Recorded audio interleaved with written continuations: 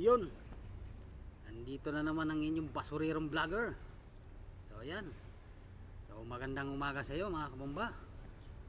So ang vlog natin for today ngayon mga kabumba, magbubunot muna ako ng damo saka magwawalis, no? Iipunin ko yung mga damo, mga dahon. So ayan, so abangan nyo sa dulo mga kabumba kung anong mangyayari sa damo at sa yung dahon. Ayan, so tara mga kabumba, punot muna tayo ng damo. So ayan, so maglilinis muna ako dito mga kabumba. So para pagka gusto nyo pumasyal dito o gusto nyo mag jogging jogging, so malinis na siya. Ang dami ring damo, so dadamuhan ko pa yan, no? Luminis. Ayan, saka ito mga kabumba, hindi namin sinusunog yan kasi ano, malakas ang usok, no? So ang gagawin lang namin dyan, so itutumpok lang yan sa isang tabi, no? Kasi mabubulok din yan, magiging lupa din yan. So pag nagiging lupa na siya, so pwede pa siyang ano, gawing tataniman ng mga sari-saring gulay, no? Tulad yan, yan bagong tumpok lang yan, yung nakikita nyo yan. So mabubulok lang din yan, lalo pagka laling nababasa ng tubig. Ayan, lilinisan ko muna yan mga kabumba. Ayan, dadamuhan namin yan. Saka pagdating kasi ng tagbunga ng aming mangga dito, maraming pumupunta ditong unggoy. Ayan, tatalino pa ng mga unggoy. Pastilan, Ginoo. Ayan, kasi mga ano na yan, mga mangga na yan mga kabumba, namulaklak na yan. O siguro mga March, malalaki na ang bunga yung mangga. So tara, maglinis na tayo mga kabumba.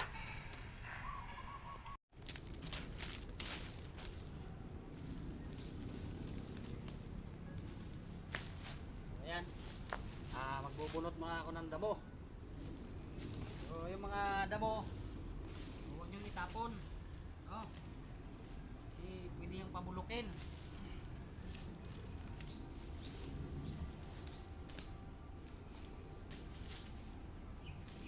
Yung lupa din yan.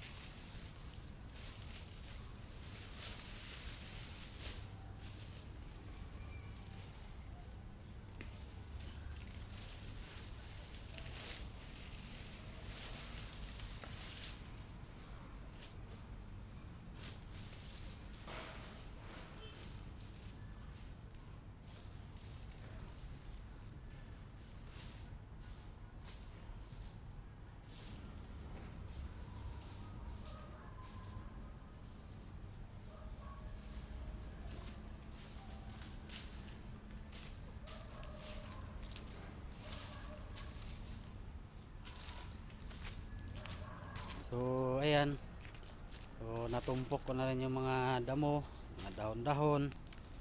Ayan, so, ayan mga kabumba, pabubulukin ko yan doon sa ginawa kong ano, medyo malaking pabulukan ng mga dahon.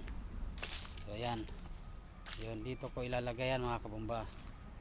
So ginawa kong pabulukan. Ayan. Ito nakaraang taon, isang taon na to, lahat ng damo, mga pinagbunutan ng nyog. Ayan, tanggal ng yung mga mangga, mga nalaglag na mangga. So dito ko yan nilalagay. Yan dati puno yan, ngayon umupa na naman siya. So ang gagawin ko, lahat ng nakulikta kong dahon saka damo, dito ko ilalagay. So tara mga kabumba.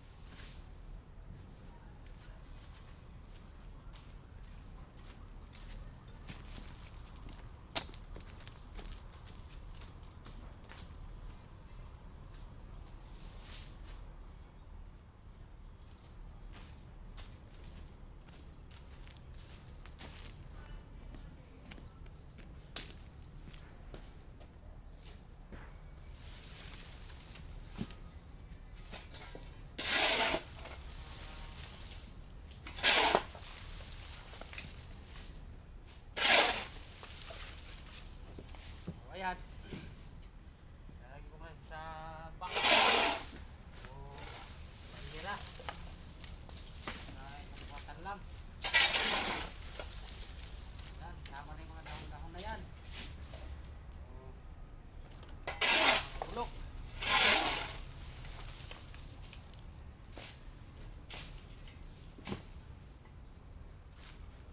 Ngayon ilalagay ko yan doon sa box, sa pabulukan.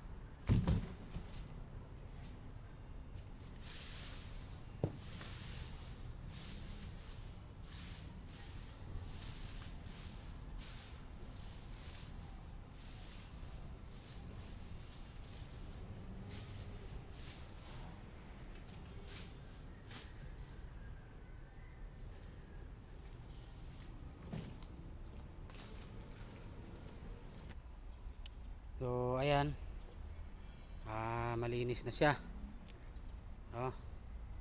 Wala na siyang damo, wala na siyang dahon-dahon kasi nahakot ko na. So nilagay ko na doon sa pabulukan. So yan, yung pabulukan ay puno na,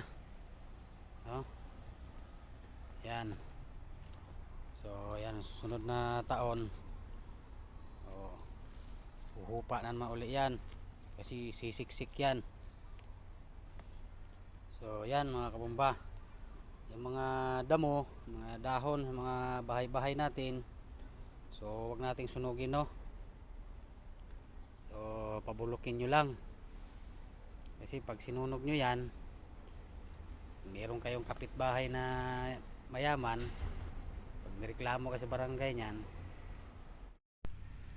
So ayan, so lahat ng tinumpok yung damo, mga dahon, so ganito mangyayari niyan mga kabomba, bubulok na siya. So kasi na yung lupa na yan mataba, kahit kahoy. Saka huwag nating sunugin mga kabomba kasi dagdag pollution yan ating kalikasan.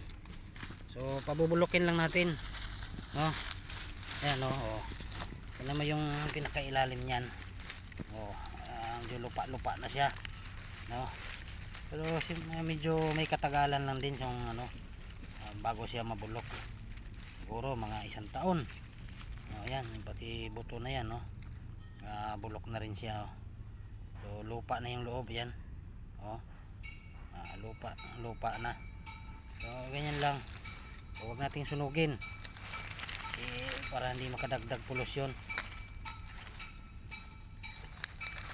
So ayan, so itong dahon ng nyog, medyo may katagalan lang siya mabulok, gawa ng mataas ang fiber nya.